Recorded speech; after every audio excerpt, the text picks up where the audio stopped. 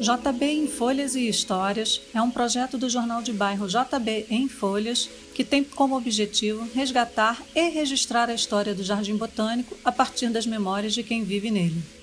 Eu sou botânica, nasci no meio dos palmeiras, batendo papo com as roseiras e outros pés de planta. Jardim Botânico, em espanhol, Jardin Botanique, em francês, Botanic Garden, em inglês macarrônico. Eu acho mesmo que assim o encontro dos fortes e grandes elementos da natureza, a pedra, os vegetais, a água doce, a água salgada, são na verdade o que torna essa parte da nossa geografia tão interessante.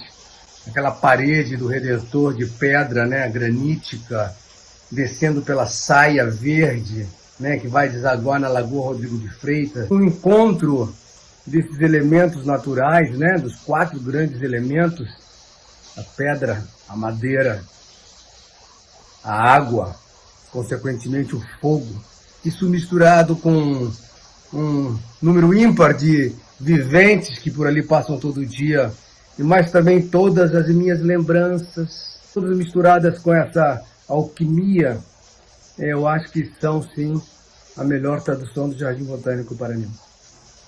Nossos convidados hoje são a Ana Cristina Vieira, museóloga, o Guido Gelli, morador, consultor de projetos ambientais e ex-diretor do Jardim Botânico do Rio de Janeiro, onde trabalhou por 8 anos, e Cacá Murtê, diretora do Tablado. Vamos começar a contar essa história desse bairro tão querido, bairro real, né? A Rua Jardim Botânico, a antiga Rua do Oliveira, quando os bondes chegaram, o segundo circuito de bondes do Rio de Janeiro veio para cá, né, para o Jardim Botânico, por causa do Jardim Botânico do Rio de Janeiro. A gente pegou nessa rua toda a evolução, né, desde os bondes puxados por animais, depois chegando aos bondes elétricos, etc. E era muito gostoso, porque não precisava de ar-condicionado. De linha de bonde, haviam 5 que vinham do Jardim Botânico, sem contar as de ônibus, né? Tinha bonde de luxo para levar os moradores que iam para o Teatro Municipal. Em horário X, cada vez que ia ter ou um grande evento, uma ópera, um balé no Municipal, esse bonde circulava com horário, pegava todo mundo e levava para o Municipal. Como levava para o Teatro Carlos Gomes. Até final da década de 30, da Rua Pacheco Leão até o Parque Lage, era a fábrica Corcovado, a fábrica de tecidos Corcovado, né? Do lado esquerdo, quer dizer, se a gente andar em direção à Gávea, do lado direito tinha ocupação. Do lado esquerdo, a única casa que existia no século XIX e depois iníciozinho do XX era o Solar Manjope, que era a antiga fábrica da Bica. O resto era Lagoa, e foi sendo aterrado tudo aquilo, né? Onde hoje você vê o Hospital da Lagoa, era uma favela de palafitas. Isso aí é aterro. Ele, a Igreja Redonda de Vidro, o Colégio Aplicação e um pedaço ali da Ípica. Isso tudo aí era Lagoa. A fábrica só tinha, em frente a ela, depois foi construído, a Igreja de São José Operário, que pertencia à fábrica. A Igreja de São José Operário é de 1898 e ela existiu até 64, quando foi inaugurada a São José. Quando a fábrica foi posta abaixo, no final da década de 30, aí começaram os loteamentos todos do lado direito. A fábrica foi desapropriada só em 1941 que começaram a lotear. Eu conheço a história a partir de 50, finalzinho de 50, foi quando eu nasci. Você ainda duvida, eu vou florescer pra você ver. Eu me lembro o seguinte, já tinha pracinha, mas era bem chucra, sabe? Assim, bem rudimentar. Um jardim muito largadinho, uns banquinhos. Assim, aos sextas e sábados, a gente fazia isso na década de 60, festinhas na casa da gente, sexta e sábado. E domingo tinha no Piraquê. Teve vezes de ser no hall de entrada do meu prédio, que a gente descia com a vitrolinha, né? E ficava todo mundo ali no famoso arrastapé. Ensaiávamos tchá-tchá-tchá, twist, né? E quando as mães não queriam fazer a festa em casa, por algumas vezes, a gente puxava um fio de extensão, e foram poucas, não foram muitas, mas puxava-se um fio e botava a vitrola na pracinha. E a gente cantava no coral na pracinha, no final do ano, festa de Natal. Aí ia todo mundo para lá, porque sempre teve brinquedo e sempre teve campo de futebol. Antes da rua Jardim Botânico existir, quando ela ainda era Rua do Oliveira, ela tinha um traçado que começava na Fonte da Saudade e ela vinha por detrás. Então, essa escada foi construída para ligar naquela rua que passa atrás, que você vai, que é Senador Simão, se não é Benjamin... Benjamin Batista. Então, a estrada original passava por lá. Então, aquela escada, eu não sei a data precisa da construção, mas quando começaram os loteamentos, é que essa escada foi feita. Então, eu acredito que na década de 40. Eles fizeram as ruas, né? E ficaram vários terrenos baldios, né? Por exemplo, onde hoje é a Hípica, antes pertencia ao Exército, era uma área do Exército. Tanto que tem o Clube Militar, né? Aí tem a Rua Oliveira Rocha, que vai até a Lagoa, né? E tinha o terreno baldio, aonde foi construído a partir de 61, ficou pronto em 64, o Hospital da Lagoa. Eram 2 terrenos baldios, um em frente ao outro, né? Onde hoje é o Touch, né? Tinha um terreno baldio e é interessante que ambos eram murados. O posto de gasolina, eu vi ele ser construído, mas ele deve ser de 52, 53, no máximo construído em 54. Mas o terreno que hoje é o hospital, quer dizer, desde 61, que é o hospital, ali já teve circo, teve acampamento de cigano. Esse eu me lembro, um circo mambembe, bem vagabundinho. Teve, né, os ciganos moraram um tempo lá e ficavam rodando as ruas, querendo ler as mãos. Eu vou florescer e você vai ver. O Barjoia era de seu Souza e da Dona Nair, né?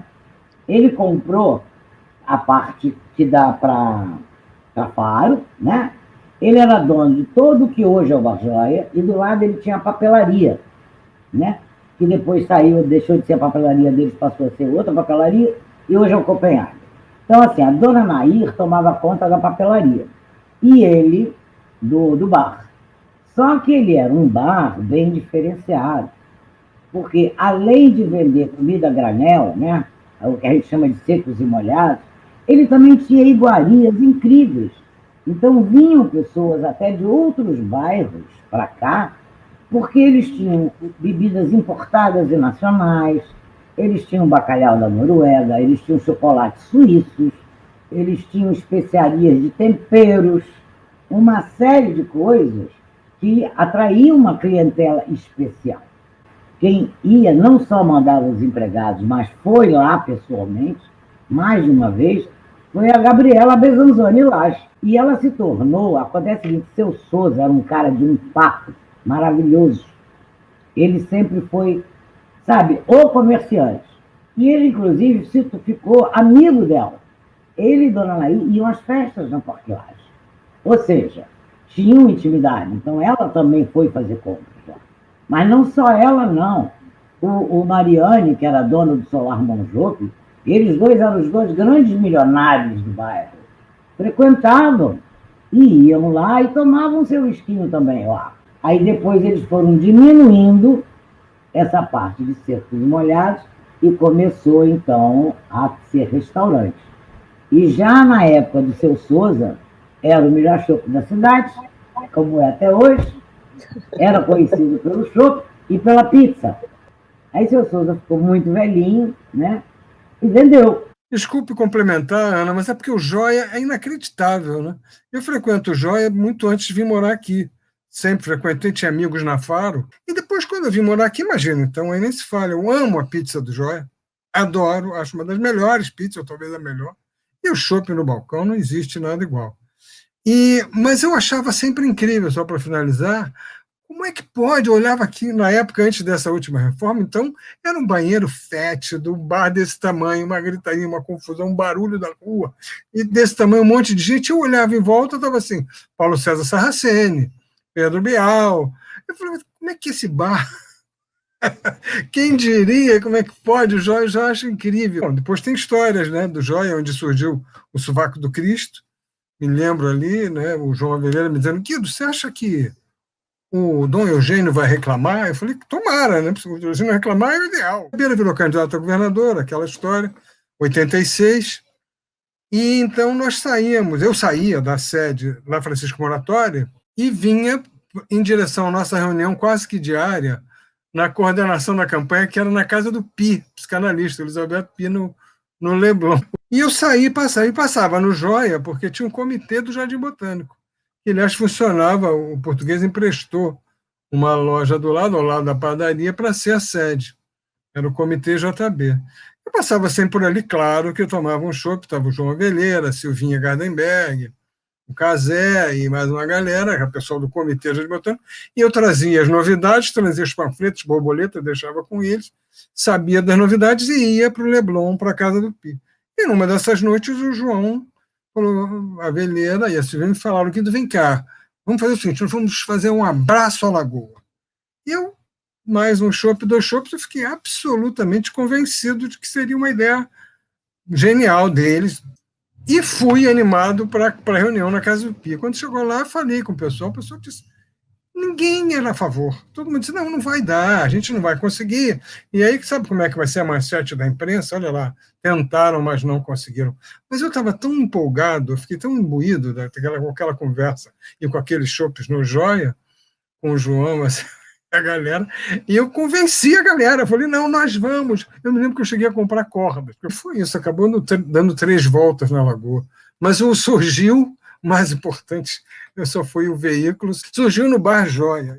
O Joia, durante um tempo, tinha um amigo meu que eu trabalhava com ele, que era o iluminador, Ivan Marques, e a gente vivia no Joia. A gente dava o telefone do Joia como para achar a gente. Não tinha celular, não tinha bip. Entendeu? Então, o cara quer achar a gente, tem um telefone lá de casa, mas às vezes a gente está no Joia. O Bar Joia é de 1946. Faz 75 anos. Porque tu ainda duvida, eu sou tão linda. Quando a Clara era Bandeirantes, como todo o pessoal assim da época, as meninas mais modernas, a coisa do bandeirantismo fazia a mulher ser mais liberada, a mulher ser mais atuante. Clara morava em Ipanema com meu avô, Aníbal Machado, que era escritor, um intelectual, e pegava sua bicicleta em Ipanema, na Garcia Dávila, e pegava Belém Brasília. Belém Brasília era Borges de Medeiros, assim, com terra, estrada de terra, e a Clara ia. E minha avó dizia, mas Clara, é muito perigoso andar pela Belém Brasília, para poder chegar no Patronato da Gávea, onde tinha uma obra social, onde as bandeirantes atuavam e ajudavam também. Né? Daí surgiu o tablado, porque a Clara começou a ajudar, e acharam que a Clara tinha muito jeito para criança, ela já tinha as peças dela escritas, tanto o Boi e o Burro, como o Camaleão, e Boi Burro, Camaleão e Pluft, para teatro de bonecos, e ela começou a brincar com as crianças da comunidade, porque tinha a Praia do Pinto, na Borges de Medeiros. A favela do Pinto, ela não era uma única favela, era um aglomerado de favelas.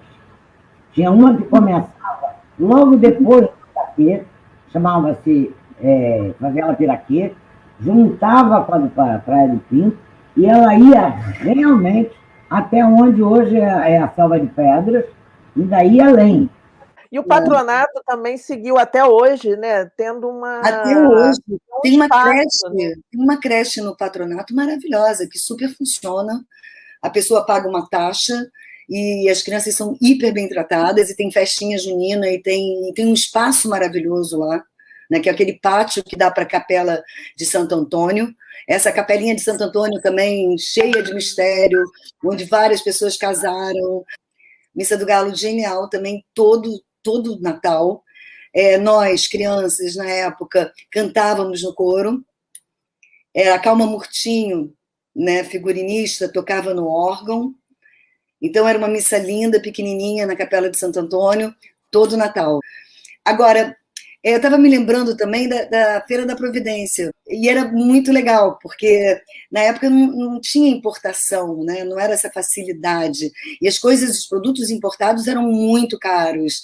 Então, a gente chegava na Feira da Providência, tinham várias barraquinhas de vários países diferentes, e eu adorava comer, eu tinha 7 anos, sei lá, 6 anos, eu adorava comer pão com aquele queijo camembert.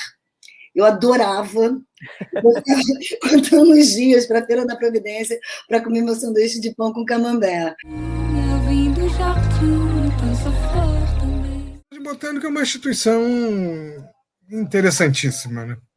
Porque é um instituto de pesquisa botânica.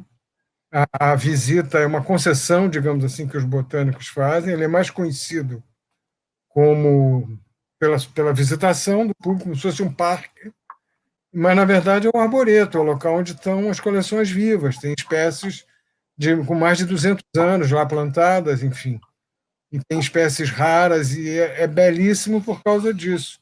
E não só por conta das raridades botânicas, mas por conta da história também, do patrimônio, do que representa. Estão lá as esculturas fundidas em bronze mais antigas do Brasil, a antiga fábrica de pólvora que deu origem ao Jardim Botânico depois, e a própria casa, onde hoje está o centro de visitantes, que é sede da antiga fazenda de Nossa Senhora da Conceição da Lagoa, que é uma das edificações mais antigas do Rio de Janeiro e, quiçá, do Brasil.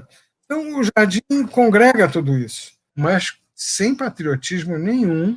O Jardim Botânico do Rio de Janeiro é belíssimo, é o mais bonito de todos. Eu caminhava à noite sozinho por dentro do Jardim Botânico, mas não tem luz nenhuma. E eu ia cumprimentando aquelas esculturas e aquelas pessoas, aqueles personagens, e vendo, passeando por ali. Várias vezes eu fiz isso. E eu precisei, 2 vezes, eu tive que ir à noite no Jardim Botânico catar algumas flores para 2 velórios hiper importantes que tiveram lá dentro. Tom Jobim e do Dr. Vanderbilt Duarte de Barros. E eu fiquei meio com medo, garanto que eu fiquei. Na época do Dr. Vanderbilt, eu trabalhei lá. Eu fiz uma peça, eu fiz o Pluft, o Fantasminha, que foi um sucesso, cheio de criança, e depois a gente tinha, uma vez por mês, a gente contava a história do Jardim Botânico, da fábrica de pólvora, de tudo, toda a história do Jardim Botânico. Também tinha muita criança. As lembranças de comércio assim, marcantes na região. Um deles é o Mercadinho. Onde é que você mora no Rio de Janeiro e tem conta no Mercadinho? Eu tenho conta. O Bruno e o Braulio são meus amigos. De saudosa memória, comércio local, a livraria Ponte de Tábuas. Aquilo não existiu. Ou o próprio Bartolo, que era o dono, ou a Mariana, queridíssima, tinha lido aqueles livros e dizia, não, esse aqui é do Mia Couto, é máximo. Eu sinto muita falta do couve-flor, que é o primeiro self-service do Rio de Janeiro. Uma pessoa que eu amo no Jardim Botânico, que é o chaveiro, Jaime. Ele quebra um galho para mim, para o tablado. Eu amo o Jaime. O Jardim Botânico é muito especial, né? A gente tem muita sorte de viver nesse bairro, eu acho. Eu sou botânica, nasce no meio dos palmeiras, batendo papo com as roseiras. Bom, eu moro há 20 anos no Rio de Janeiro, e o Jardim Botânico está sempre no nosso imaginário afetivo, seja porque nós vimos numa abertura de novela da Globo, ou porque a gente viu fotos do Tom Jobim debaixo daquela sumaúma gigantesca, né? Todo turista que vem para cá acaba fazendo essa foto. Então, o Jardim Botânico ele é um bairro que sempre viveu na minha vida. Bom, eu queria terminar esse vídeo parafraseando nosso maestro lindo, Tom Jobim, que ele falava, eu não moro no Rio de Janeiro, eu namoro o Rio de Janeiro. É assim que eu me sinto em relação ao Jardim Botânico. Eu não moro aqui, eu namoro esse bairro.